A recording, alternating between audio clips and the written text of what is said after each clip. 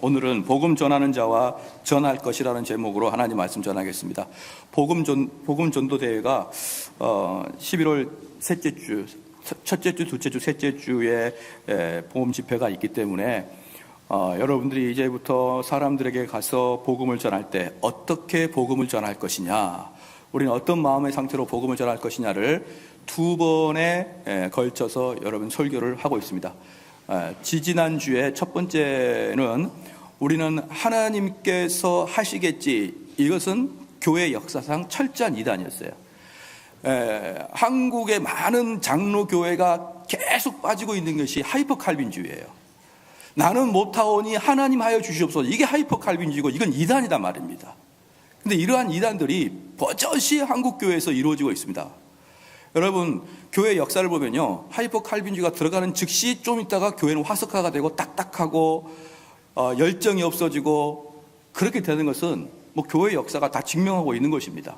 그래서 우리는 이 하나님이 하시겠지라는 하이퍼 칼빈주의에 빠져서도 안 되고, 인간이 다 노력해서 다 해야 되는 그런 알미니안주의도 빠져도 안 되고, 정통 우리 기독교가 말하고 있는 게 무엇인지를 아주 여러분들이 깨어 있지 아니하면 자칫 행위구원으로 나가고, 깨어 있지 아니하면 모든 건 하나님이 다 하셔야 한다는 그런 신비주의, 하이퍼 칼빈주의에 탁 빠지게 되어 있는 거예요. 왜? 인간은 죄인이기 때문에. 그래서 그것을 지난번에 설교에서 말씀을 드렸습니다. 오늘은 그렇다면 복음을 전하는 자는 누구고, 복음의 내용에는 뭐가 들어가야 되는지를 말씀을 전하겠습니다. 생각 같아서는 복음 전도에 대해서 한 5번 정도의 시리즈로 설교를 하고 싶지만, 그렇게 또 할 수 있는 여건도 아니 되기 때문에 2번에 걸쳐서 설교하는데, 복음 전하는 자가 누군가, 그 다음에 복음의 대용이 누군가, 복음의 대용이 뭔가, 이게 두 가지도 2번에 걸치는 설교예요. 그런데 이 두 개를 좀 압축해서 여러분에게 말씀을 전하겠습니다. 바울의 예를 보면은요, 바울은 복음을 전하는 자, 즉 복음 전하는 자에 대한 아이덴티티가 바울에게서 그대로 나타나는데, 바울은 3가지로 복음 전하는 자를 칭하고 있습니다. 첫 번째는요, 청직이라는 것입니다. 청직이. 고린도서 4장 1절 말씀에 사람이 마땅히 우리를 그리스도의 일꾼이요 하나님의 비밀을 맡은 자로 여길지어다. 사람이 마땅히 우리를 그리스도의 일꾼이요, 여기서 마땅한 일꾼, 그리고 하나님의 비밀을 맡은 자, 이게 청지기입니다. 이 청지기를 다른 말로 말하면 창고지기예요. 그래서 이 창고지기와 청지기의 주특징이 뭐냐 그러면요, 주인이 맡겨놓은 것을 그대로 보존하고 있는 특징을 가지고 있는 것입니다.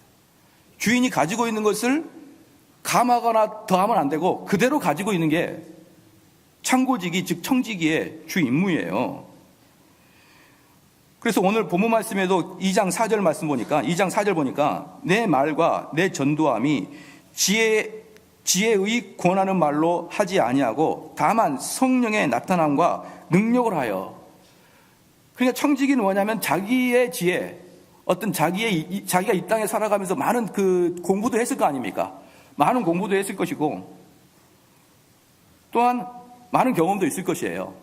이런 경험과 지혜가 우리가 전하는 복음에 끼어 들어가는 것을 청지기적 사명이 감당 못한다는 뜻이에요. 제가 몇 번 말씀을 드렸지만, 제가 이제 목회를 할 때 가장 어려웠던 부분이, 가장 제가 어려웠던 부분이 뭐였냐면요, 이건 솔직한 저의 고백인데, 학력이 높은 사람, 좋은 대학교를 나온 사람이나 인생의 경험이 많은 사람, 이런 사람들에게 내가 무슨 충고를 해줄 수 있을까라는 생각은 상당히 있었어요. 컴플렉스였죠. 그런 것들이 일종의. 그런 것들이 고등학교를 졸업한 사람들이 대학 서열을 다 아는데 뭐 없을 리가 없죠. 다 있었는데 이제는 그러한 것들이 아무것도 없습니다. 그분의 연배와 그분의 학력은 저를 절대로 기죽게 하지 못해요. 왜냐 그러면요, 하나님의 말씀은 이 세상의 공부 자랑과 지혜와 이 세상의 경험이 녹아나서 해석되는 게 아니기 때문에 그렇습니다. 만약에 그게 녹아나서 해석된다 그러면 저는 분명히 이 두 부류의 사람들에게 컴플렉스를 가지고 있었을 것이에요. 처음에 분명히 가지고 있었고, 목회할 때는 가지고 있었고, 그리고 그게 목회를 하는 중간에 제가 하나님 말씀을 더욱더 깊이 알면 알수록 이것은 이 땅에서의 경험과 이 땅에서 학문과는 아무 관계가 없구나 라는 걸 깨닫고, 그때부터 뭘 알게 됐냐면 우리 교인들이 아무것도 모르는구나, 그분들의 연륜과 관계없이 아무것도 모르는구나를 이제 그때부터 느끼기 시작할 때 제가 설교가 이렇게 당당해지기 시작한 거예요. 그 전에는 상당히 위축되어 있었죠, 사실. 내가 이 설교를 할 때 사람들이 그건 틀렸어, 그 논리가 아니야, 그건 뭐 인생의 경험해보면 그게 아니야, 이렇게 누군가가 말할까봐 두려웠고 컴플렉스를 가지고 있었지만, 하나님의 말씀은 청직이라 이 말입니다. 누군가에 의해서 지식이 첨가되거나 경험이 첨가된 게 아니라 주인이 나에게 맡겨준 것. 그렇구나. 그러면 내가 청교도만 열심히 공부하면 내가 우리 교회에서 제일 많이 알겠구나. 그걸 그냥 쉽게 논리가 완성되더라 이 말이에요. 그때부터는 무조건 청교도만 공부했고, 이 청교도만 공부하는 것에 대해서는 어디에서도 사회에서 나오지 않은 그러한 주옥과 같은 글이 나오기 때문에 저는 이 청직이라는 개념을 명확하게 합니다. 여러분, 이게 지금 이건 장난. 얼굴 보면은 제가 뭐 주눅 들고 그런 거 없잖아요. 이 청직이라는 개념은 다른 말로 이 세상의 지혜와 이 세상의 경륜이 포함되지 않고, 오직 너희들이 갖고 있는 것은 성경이 주는 그 원리와 논리가 따로 있어요. 이 세상에서 풀어가는 논리와 성경이 풀어가는 논리가 전혀 다른 논리가 있는데, 그 논리는 성경을 가지고 불철주야 연구해야만 터득되는 것이지, 이 땅에서 공부를 잘했다고 당연히 터득되는 게 아니라 이 말이에요. 그렇기 때문에 청지기의 임무는 뭐냐? 고린도전서 9장 16절 말씀에 내가 복음을 전할지라도 자랑할 것이 없으면 내가 부득불할 일임이라. 만일 복음을 전하지 아니하면 내게 화가 있을 것이로다. 복음은 뭐냐 그러면 주인으로부터 받은 거예요. 받고 관리하고 보관하는 것. 내가 이 보관을 철저히 하지 않으면 나는 큰 화를 당할 것이다, 이런 느낌을 가지고 있는 게 청지기의 역할인 것입니다. 둘째로 바울이 가지고 있는 전도자의 그 지표는 자신을 가리켜 그리스도의 사자라고 표현하죠. 여기서 사자라는 것은 라이온이 아니고 전달하는 자입니다. 대신 가는 자. 그래서 이 사자를 다른 말로 말하면 케룩소라는 헬라어인데, 이 케룩소는 복음을 전파하다라는 거예요. 사자, 복음을 전파하는 자다라는 것인데, 다른 사람들 대신에 중요한 소식을 공표하는 자를 케룩소라 이렇게 말합니다. 이 케룩소는 가장 쉽게 이해할 수 있는 것이 청와대 대변인이에요. 청와대 대변인은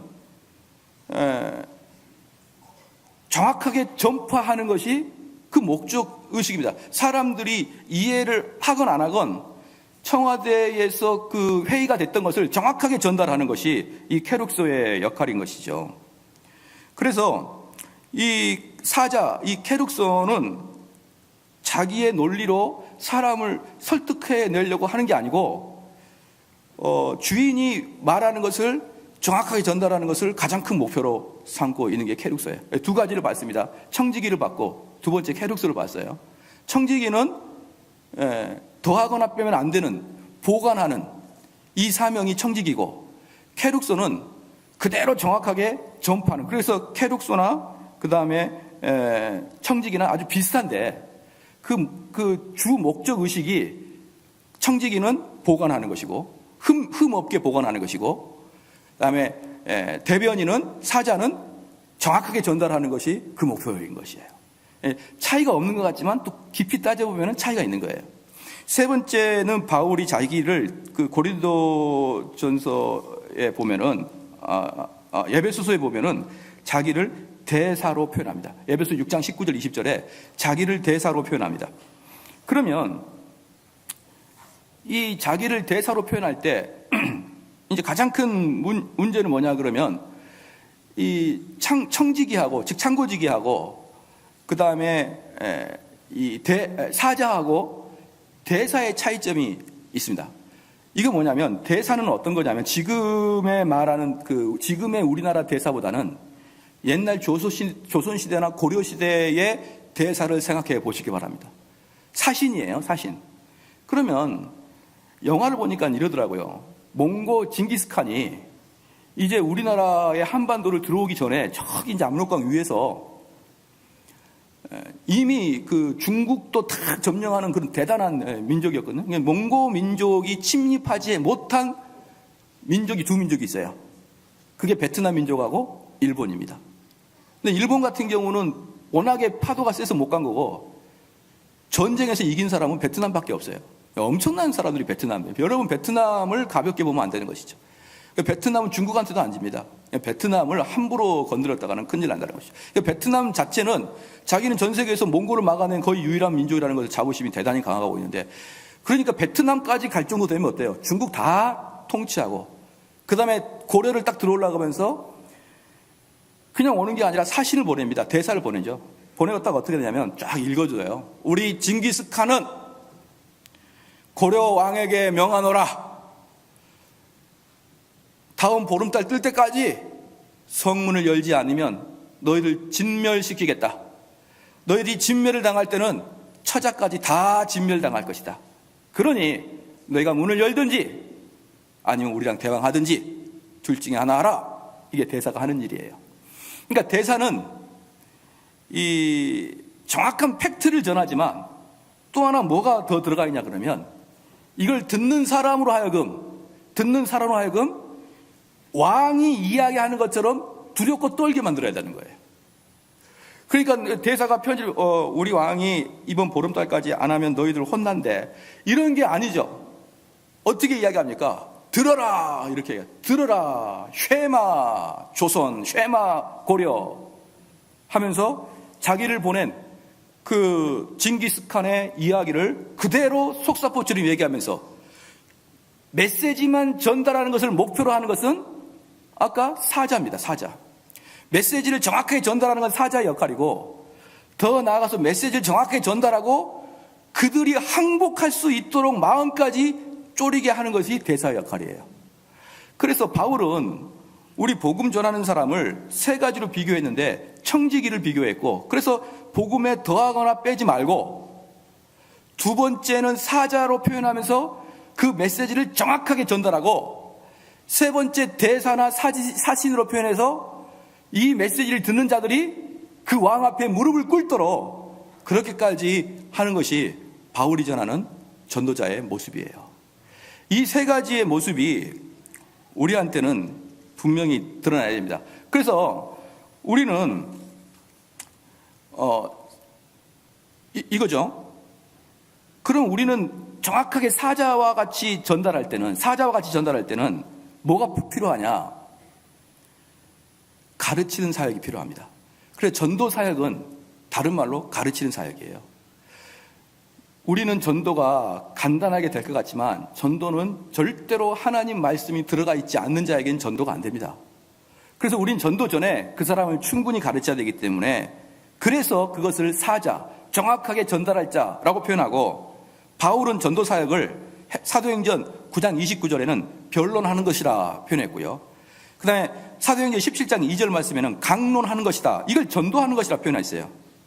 사도행전 18장 11절에는요 가르친다라고 표현했고, 사도행전 18장 4절 말씀에는 권면하다라고 표현했어요. 그러니까 전도는 뭐냐 그러면 다른 사람과 논쟁하는 게 전도예요. 그러니까 그들이 가지고 있는 인생관 있잖아요. 그들이 갖고 있는 삶의 그 경륜, 이것들에게 가감하게 칼을 들이대면서 그들의 경륜이 잘못됐다는 걸 무조건 증명해 줘야 됩니다. 이게 전도의 시작이고, 이게 전도에 있어서 가르침의 사역인 것입니다. 그런 다음에 이제 대사가 돼야 되는 것이죠. 너희가 이렇게 잘못 살았고 너희들의 삶이 이렇게 문제가 많으니 너희들은 올바로 살아야 된다, 이제 이렇게 이야기하는 게 대사의 직분이에요. 근데 그 대사의 직분이 쉽게 말하면 회심을 유발시키는 것입니다. 즉 회심이라는 헬라 말이 에피스토레포인데, 회심은 근본적으로 하나님이 시키는 거예요. 믿으시죠?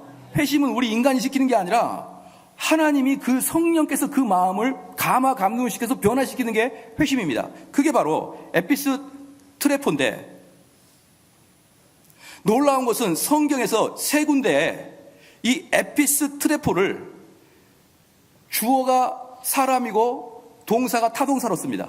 즉 너가 가서 회심을 시키라는 거예요. 그래서 누가복음 1장 16절 나오고요. 야고보서 5장 19절 20절에 이렇게 나옵니다. 내 형제들아 너희 중에 미혹되어 진리를 떠난 자를 누가 돌아서게 하면, 내 형제들아 너희 중에 진리를 떠난 자를 누가 가서 돌아서게 할 거냐 이 말이에요. 누가 가서 그들을 돌이키겠냐. 죄인을 미혹된 길에서 돌아서게 하는 자가 그의 영혼을 사망에서 구원할 것이다. 그러니까 어떤 자냐? 사망에 들어간 자를 너가 가서 건져라 이 말이에요. 사망에 들어간 자를 네가 가서 회심시켜라. 그 마음을 너가 변화시켜라. 사도행전 26장 17절 18절 말씀에 내가 너를 구원하여 그들에게 보내어 그 눈을 뜨게 하여 어둠에서 빛으로 사탄의 권세에서 하나님께로 돌아오게 하고, 누가요? 너가 가서 눈을 뜨게 하고 사탄의 권세에서 건지고 어둠에서 빛으로 끌어내라. 사랑하는 성도 여러분, 누가 한다고요? 시작? 내가. 우리는 바로 이 부분에서 또 하이퍼칼빈으로 빠지는 거예요. 나는 복음만을 사자처럼 정확하게 전합니다. 그렇죠? 나는 청지기처럼 복음을 하나도 훼손시키지 않아요. 그리고 나는 사자처럼 그 복음을 정확하게 전합니다. 그리고 그 다음은 하나님이 알아서 하십시오. 그렇게 하는 거예요. 아멘이라고 하면 안 됩니다. 이 부분에서. 이게 잘못됐다는 거예요. 이게. 나는 복음을 변화시키지 않고 복음을 정확하게 전달한 다음에 걔를 무릎 꿇기까지 여러분이 해야 된다고요. 그게 성령께 맡기는 게 아니라 내 사역에 포함된다 이 말입니다. 내 사역에. 그러면 왜 회심의 문제를 하나님이 하신다라고 표현하느냐? 그럼에도 이 모든 것은 하나님의 주권적인 역사라는 고백이 터져나오도록. 이게 중요한 게 있습니다. 첫 번째는요, 우리는 보통적으로 복음은 그 사람이 듣든지 아니 듣든지 나는 바른 것을 선포하면 된다라고 끝내지 않아야 되는 중요한 게 있고요. 그 사람이 부들부들 떨듯이 떨 수 있을 때까지 여러분 그들을 밀어붙여야 됩니다. 똑같은 설교를 하더라도요, 똑같은 이야기를 하더라도 A라는 목사가 할 때는 정말 두렵지만 B라는 목사가 할 때는 하나도 안 두려울 수 있잖아요. 그렇게 A라는 목사처럼 돼야 되는 것이 목사의 임무다 이 말이에요. 나는 그냥 진리를 전파하고 말 것이다 아니라 여기 있는 모든 분들이 하나님 말씀에 두려워 떨게 하는 것이 목사의 임무고 책임인 것입니다. 한번 여러분 생각해 보십시오. 똑같은 설교를 할지라도 어떤 목회자는 그 설교를 통해서 성도들이 주님을 갈망하거나 주님 앞에 내가 죄 지었다는 느낌이 안 들도록 똑같은 설교 내용인데도 그렇게 하는 사람이 있는가 하면, 어떤 사람은 그 설교를 통해서 부들부들 떨면서 주님을 애타게 찾을 수 있단 말입니다. 그건 누구 책임입니까? 시작? 목사 책임이라는 거예요. 목사 책임. 그 메시지의 책임이 아니라 목사 책임이다. 이게 바로 전도자의 대사의 일입니다. 그래서요, 여러분 목회자가 되실 분들은 사람들로 하여금 긴장하게 하고 관심을 이끌어내고 사람들이 하고자 하지 않지만 하고자 하는 것을 심어줄 수 있는 그런 능력이 없으면 목회자면 안 됩니다. 왜? 수많은 사람 졸리게 하고 수많은 사람 하품하게 하고 설교가 곤욕스러워지는 거예요.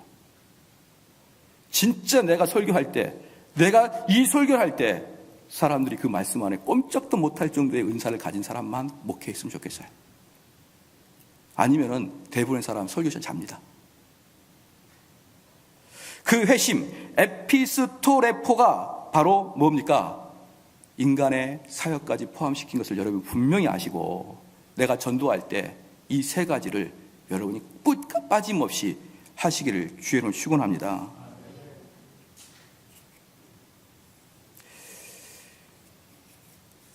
그러면 복음 전도에 있어서 그럼 무엇을 전해야 될 것인가? 이제 이것을 좀 이야기해 볼게요. 복음 전도에서 무엇을 전해야 될 것인가? 복음 전도에는 크게 네 가지를 전해야 되는데요. 이 네 가지는 절대로 빠지면 안 되고, 이 네 가지는 칼빈이 기독교 강요에서 썼고, 그 다음에 모든 그 장로교회, 조직신학교의 흐름이 이 흐름이에요. 뭐냐? 첫 번째, 하나님을 이야기됩니다. 하나님이 어떤 분이신가? 하나님을 우리 조직신학적에서는 신론 이렇게 표현하거든요. 제일 처음에 신론이 나와요. 모든 조직신학은. 물론 그 앞에는 성경론이 먼저 나오지만 모든 것에서는 신론이 제일 먼저입니다. 신론이 나와 하나님이 어떤 분이신가라는 걸 이야기한다면 곧바로 인간은 어떤 놈인가라고 표현해야 돼요. 하나님은 어떤 분인가? 라고 하고 그 다음에 인간은 뭐 한다? 시작? 인간은 어떤 놈이냐라고 표현해야 되는 거예요. 왜? 인간은 이꼴 죄하고 인간은 이꼴 사망을 갈 만한, 지옥에 갈 만한 그런 존재이기 때문에 우리 기독교에서는 인간 이꼴로 무조건 죄, 무조건 나쁜 사람이에요. 무조건 악이에요. 인간에게는 어떠한 손도 기대하지 않습니다. 성경에서는 인간에게는 어떠한 것도 기대하지 않아요. 그래서 하나님이 어떤 분이신가를 이야기한 다음에 인간이 얼마나 나쁘고 얼마나 인간이 치명적인 존재인가를 여러분 말해야 되는 것이고요. 그 다음에 인간의 죄를 이야기한 다음에 그럼 그리스도가 누군가? 라고 세 번째로 들어가야 됩니다. 그리스도가 누군가? 그럼 그 그리스도를 내 거로 만들려고 그러면 무엇이 필요한가? 그게 바로 믿음과 회개입니다. 그래서 하나님, 인간, 죄, 세 번째 그리스도, 믿음과 회개, 이 네 가지가 필히 들어가는 게 복음 전도예요. 이 네 가지는 설교에서 들어가야 되고 복음 전도에 들어가야 되고 여러분이 자나깨나 이러한 그 네 가지 형태가 몸속에 깊이 박혀 있는 상태를 복음 전파자라 이렇게 표현하는 것이고, 바울이 공식적인 자리에서건 바울이 사적인 자리에서 복음을 전했다라는 것은 이걸 전했다는 것입니다. 여러분 믿으시죠? 요 네 가지를 좀 살펴보겠습니다. 첫 번째, 우리가 하나님을 메시지를 전할 때는요, 하나님의 신분과 하나님의 속성과 그리고 그 하나님이 피조물인 인간에게 요구하는 기준이 무엇인가, 이걸 설명해야 됩니다. 다시 말합니다. 하나님의 신분과 하나님의 속성과, 그 속성 뭡니까? 거룩함, 경외로움, 신실함, 전지전능하심, 죄에 대한 진노하심, 이런 속성 말입니다. 하나님은 사랑이심, 자비하심, 긍휼하심, 오래 참으심, 이런 하나님의 속성을 이야기해야 됩니다. 그리고 속성을 이야기하고 그 다음에 그 하나님이 우리에게 제시한 기준이 얼마나 높은가를 보여줘야 되는 것이에요. 그게 바로 하나님에 대한 지식입니다. 그 하나님은 우리의 존재가 하나님께 철저히 의존되어 있고, 하나님은 항상 우리를 감찰하시고, 우리가 지으심을 받은 목적은 하나님을 섬기고 예배하기 위해서이고, 그분을 찬양하고 그분의 영광을 위해서 하는 것이 우리의 존재의 목적이고, 이러한 것들을 믿지 않는 자에게 가르치는 거예요. 그럴 때 다시 원론으로 들어가서, 처음으로 들어가서 청지기적 사명을 다시 감당해 보겠습니다. 다시 관찰해 볼게요. 이렇게 이야기하게 되면 누가 믿어? 하나님이 우리를 창조했다, 그렇게 말하면 저 불신자들이 누가 믿어? 이렇게 반박할 것을 예상을 갖죠. 하나님 우리를 일거수일투족 쳐다보신다, 그걸 누가 믿어? 우리의 생사하본 하나님께 온다 그러면은 그걸 누가 믿어라는 그런 마음이 있기 때문에 우리는 바로 이 부분에서 청지기 사명을 딱 넘어가요. 이것을 그대로 설명하지 않고 내 가치관과 내 삶의 지식과 경륜을 딱 여기서 설명해내기 시작합니다. 그래서 처음에 제가 말씀드렸던 게 뭐냐면, 청지기 더하거나 빼지 마라, 이것을 사람들에게 주입시키고 이걸 사람들에게 설득당하도록 너가 이 순서대로 충분히 공부해서 가서 해라. 이 컵 하나도 우연히 만들어진 게 아닐진데, 이 시계 하나도 우연히 만들어진지 아닐진데, 어떻게 이 컵과 이 시계랑 비교할 수 없는 철저한 정확하고 정밀한 이 신체가 어떻게 우연히 만들어지냐.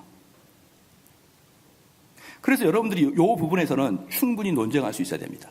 그래서 그 사람이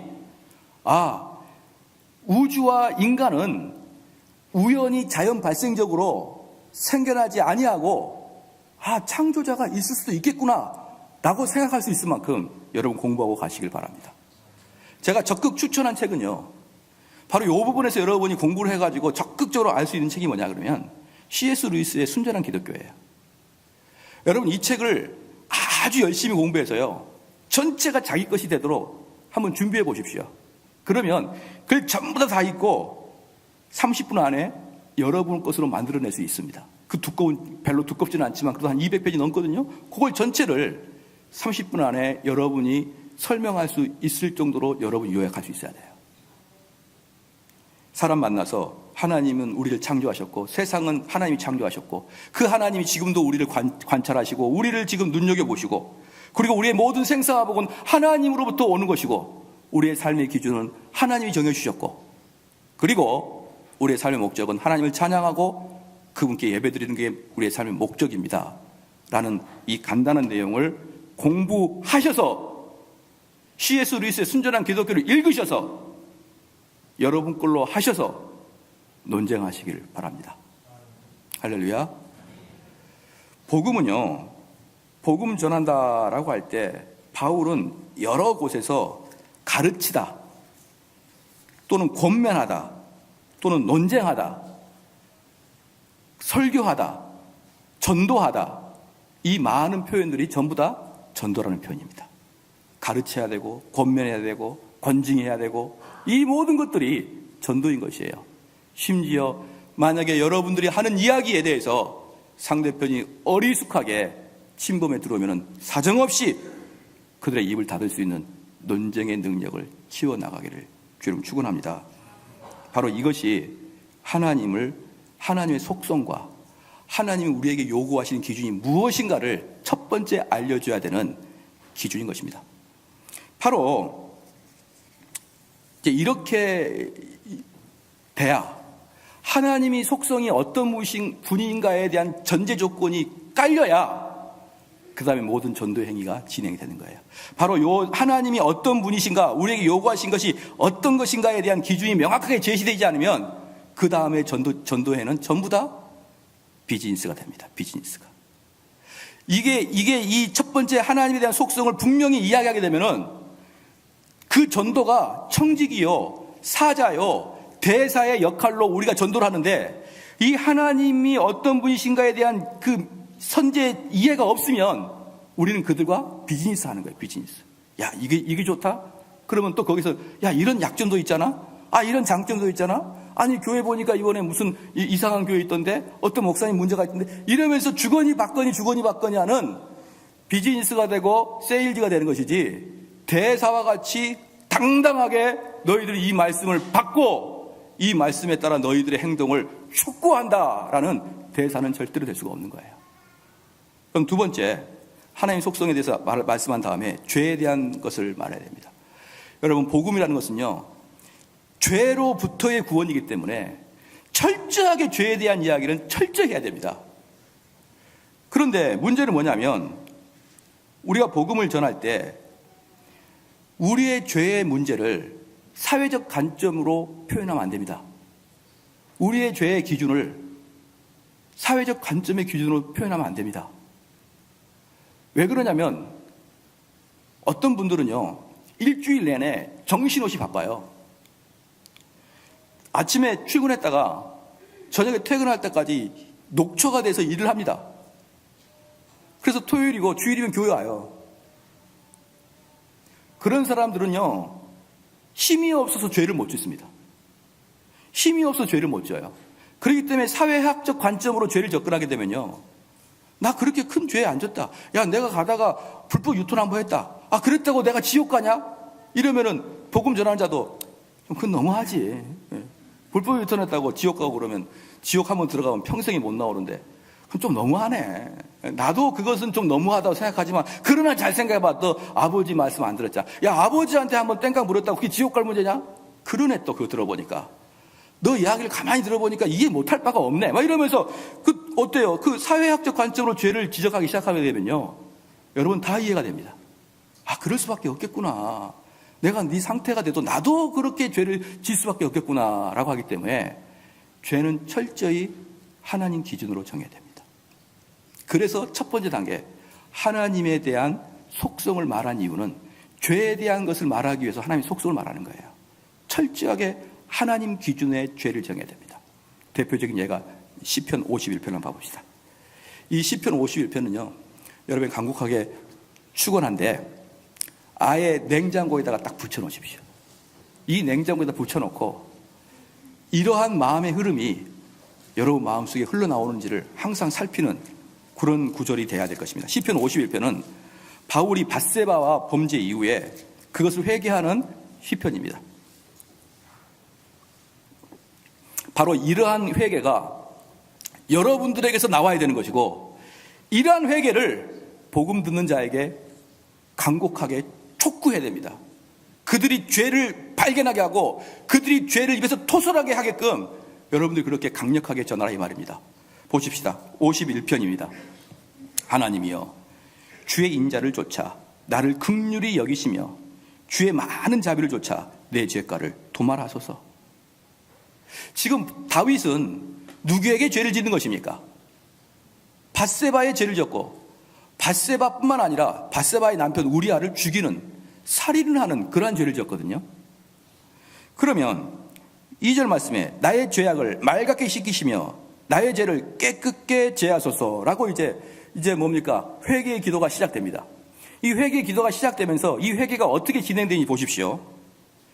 대저 나는 내 죄가를 아오니 내 죄가 항상 내 앞에 있나이다. 지금 이때가 언제냐면요, 시편 51편을 쓸 때, 시편 51편을 쓸 때 이때가 언제냐, 이미 밧세바와의 간음을 했고 그리고 우리아를 죽인 이후에 나단 선지자의 지적을 받고 회개하기 시작합니다. 회개하기 시작한데 이 회개가 참으로 우리랑 약간 다른 면이 있습니다. 뭐냐 그러면 3절에 대저 나는 내 죄가 나오니 내 죄가, 그 다음에 뭐가 있죠? 항상. 저는 이런 분을 봤습니다. 나는 죄를 지었어요. 근데 죄를 지었는데 하나님께 간곡하게 회개를 했습니다. 하나님, 내가 이런 죄를 지었으니 용서하여 주시옵소서 라고 하나님께 용서를 받았어요. 그 다음에는 그 죄를 또 회개하면 되나요, 안 되나요? 시작. 그렇죠. 우리는 말할 수가 없을 거예요. 분명히 안 된다는 분위기인데 된다고 느끼기 때문에.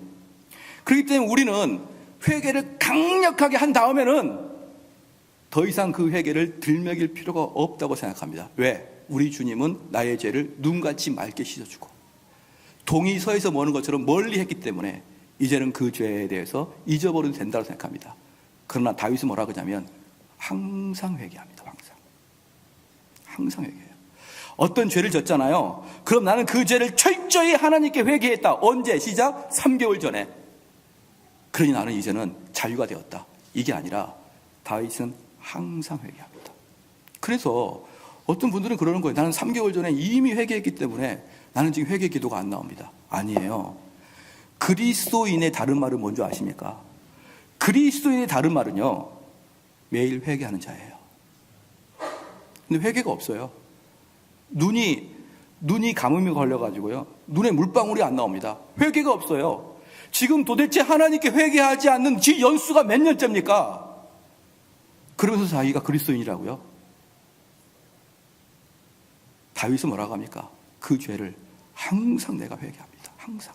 하나님이 나를 용서해 주시고 하나님이 나를 인정해 주셨음에도 불구하고 그건 하나님의 일이고 나는 또 그 죄가 또 내 양심을 걸리고 또 양심을 걸리니까 매일매일 그 죄 때문에 하나님 또 용서해 주세요. 용서해 주세요. 여러분, 내가 죄를 졌는데 3개월 전에 회개했습니다. 그럼 회개 안 했죠? 그럼 어쩔 수 없이 한 1년 후에 또 그 죄를 질 수가 있어요. 근데 매일 회개한 사람들은요, 죄 못 집니다. 매일 회개한 사람 죄 못 져요. 아침에 기도하고 오후에 죄 못 져요. 그렇기 때문에 나의 치명적인 약점과 죄는 매일 회개해야 되는 것입니다. 그게 그거고 다윗의 삶이고. 보십시다. 그 다음에 4절, 내가 주께만 범죄하여, 51편 4절입니다. 내가 주께만 범죄하여 주의 목전에 악을 행하였사오니. 이게 무슨 말이란 말입니까? 어떻게 다윗이 주께만입니까? 밧세바와 우리아죠. 그런 다윗은 밧세바와 우리아에게 범한 죄는 하나님께 대한 죄에 비하면 티끌만큼도 안 된다는 거예요. 내가 지금 밧세바와 우리아에게 죄를 졌지만 그 밧세바와 우리아에게 그 죄를 진 것과는 비교도 안 될 만큼 하나님을 경멸하고 하나님을 업신여기고 하나님을 배반했다는 것에 대해서 더 큰 통탄을 갖고 있는 거예요. 다윗은 내가 밧세바에게 죄 진 걸 용서해, 그게 아니라 하나님 미안합니다. 하나님 내가 잘못했습니다. 하나님을 또 배신했군요. 하나님 제 연약함을 용서해 주시옵소서. 여러분, 다윗의 모든 회개의 기준은 하나님이에요. 다윗의 모든 죄는 하나님이란 말입니다. 여러분들이 기준이 하나님이면 365일 회개해야 되는 거 아닙니까? 나는 회개할 게 없다고요. 4절 말씀, 내가 죽기만 범죄하여 주의 목전에 악을 행하였사오니 주께서 말씀하실 때에 의로우시다다 하고 판단하실 때 순전하시다 하리다. 하나님이 나에게 판단하신 건 다 옳습니다. 내가 죄를 지었는데 하나님이 나를 판단하신 건 다 옳습니다. 옳습니다. 나를 이렇게 힘들게 하고 우리 가정을 어렵게 하는 거 옳습니다. 그 내 죄에 대한 마땅한 벌입니다. 보십시다. 5절 말씀에 하나님에게 기준을 두니까, 우리의 죄의 기준을 하나님께 두시니까 5절 말씀에 내가 죄악 중에 출생하였으며 모친이 죄 중에 나를 잉태하였나이다. 어떻습니까? 매일매일이 죄인이군요. 내가 매일 죄인입니다. 여러분, 어떻게 죄인이 남의 탓을 합니까? 어떻게 죄인이 남의 탓을 하죠? 매일매일 죄인인데, 하나님 기준인데요. 그 다음에 6절 말씀에 중심의 진실함을 주께서 원하시오니 내 속의 지혜를 알게 하시리로다. 우슬초로 나를 정결케 하소서. 내가 정하리이다. 나를 씻기소서. 내가 눈보다 희리이다. 하나님, 나를 용서하여 주시옵소서. 나를 눈보다 희게 하여 주시옵소서. 나로 즐겁고 기쁜 소리를 듣게 하사 주께서 꺾으신 뼈로 즐거워하게 하소서. 뭡니까? 내가 죄를 졌는데 하나님이 그 대가로 내 뼈를 꺾어버렸다는 거예요. 이 다윗이 어떤 뼈를 꺾이는 당이냐 그러면, 다윗이 밧세바랑 범죄하고 우리아를 죽임으로 말미암아 어떤 벌을 받았냐 그러면, 다윗의 아들을 하나씩 하나님이 죽였습니다. 그 보는 앞에서 다윗의 딸은 다른 형제한테, 아들한테 강간을 당하게 했습니다. 하나님께서. 그들 다윗이 빤히 보고 있는 거예요. 다윗의 눈앞에 자기의 아들들이 죽어가고 있습니다. 하나님, 저 뼈를 꺾으신 그거 합당합니다. 합당합니다. 이런 나쁜 놈, 이런 못난 놈, 이런 치명적인 나에게 하나님이 내리신 그 뼈 꺾음은 합당합니다. 우리 가족을 전멸시켜도 저는 할 말이 없습니다. 이거거든요. 여러분, 이러한 마음이 있으십니까? 그리고 이러한 마음을 여러분이 전도를 전할 자에게 해야 됩니다. 너가 어떤 놈인 줄 아니 내가 벌어줄게. 네가 어떤 놈인지 내가 다 이야기해 줄게. 너는 뼈가 꺾어서 네 자녀들이 몰살당해서 할 말이 없는 놈이야. 9절 말씀에 주의 얼굴을 내 죄에서 돌이키시고 내 모든 죄악을 도말하소서. 주여, 내 죄를 용서하여 주소서. 또 그러는 거예요. 10절 말씀에 하나님이여, 내 속에 정한 마음을 창조하시고 내 안에 정직한 영을 새롭게 하소서. 내 하나님이여, 나의 중심을 보신 하나님이여, 내 중심이 하나님을 떠나지 않게 하여 주시옵소서. 하나님이여, 내 속에 정한 마음을 창조하시고 내 안에 정직한 영을 새롭게 하소서. 나를 주 앞에서 쫓아내지 마시며 주의 성산을 내게서 거두지 마소서. 하나님이여, 이렇게 가정이 어려워지고 내 삶이 핍절하여짐에도 불구하고 하나님, 주님 나를 떠나지 마소서. 주님만 나와 함께 하소서. 주의 구원의 즐거움을 내게 회복시키시고 자원하는 심령을 쏴 나를 붙드소서. 내가 예배를 드릴 때마다 하나님의 영광에 빠지고 이 기쁨에 빠질 수 있는 이 기쁨은 빼앗아 가지 말아 주소서. 이 예배 시간에 하나님 만나는 기쁨은 빼앗아 가지 마소서. 하나님이여, 그렇게 외치는 것입니다. 14절에 하나님이여, 나의 구원의 하나님이여, 피 흘린 죄에서 나를 건지소서. 내 혀가 주의 이름을 높이 노래하리이다. 여러분 어떠세요? 다윗이 뼈가 꺾였다니까요. 다윗의 집안은 콩가루가 돼버렸습니다. 완전히 파산이 됐어요. 근데 뭐라고 합니까? 나는 주님을 찬양합니다. 대단한 거 아니에요? 대단한 거 아니에요? 완전히 집이 망가졌거든요. 그래 자기의 죄가 온 천하에 드러나서 부끄러워서 얼굴을 못 들거든요. 그런데 다윗은 딱 하나입니다. 하나님만 내 곁에 계셔 주십시오. 내가 입을 열어 하나님을 찬양하리이다. 15절 말씀입니다. 거기다 15절 중요한 겁니다. 그 다음에 어떤 상태가 되느냐? 이런 상태가 된 다음에 15절에 주여 내 입술을 열어 주소서 내 입이 주를 찬양하며 뭡니까? 일단 시작. 전파하리이다. 전도하겠습니다. 여러분, 전도의 과정이 오기 전까지 어떤 과정이 거친지 알겠죠? 어떤 게 죄인지, 그 죄가 하나님을 얼마나 노엽게 하는지, 그 죄 때문에 내 가정이 얼마나 파괴가 됐는지 다 감수합니다. 다 감수합니다. 그런데 하나님을 찬양합니다. 그것을 제가 전파하겠습니다. 여러분, 이게 전도예요.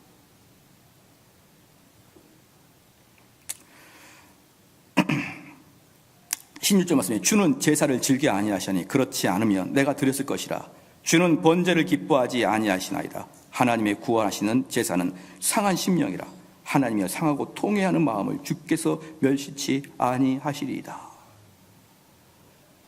사랑하는 성도 여러분, 이 51편을 냉장고에 딱 붙이고 여러분 마음이 이렇게 되는지 매일 체크하십시오.